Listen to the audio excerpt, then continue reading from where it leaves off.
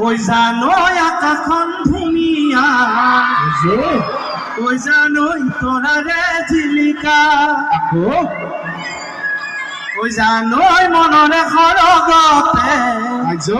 ঐ জানো তুমি মোৰ মেনকা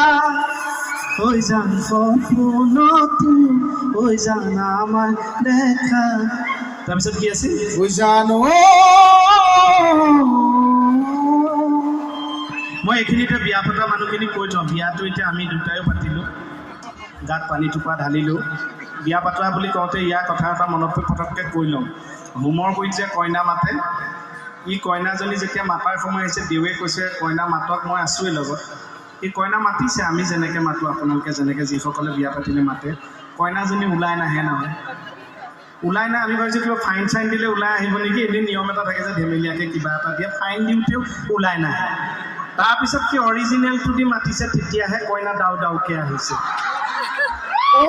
দিন কইনা ওলাই আহিব লাগে হয় দিয়ক কইনাও বিশ্বাস নকৰে আৰু বাকী সংসাৰ কি চুম আপোনালোকে গম পালে আৰু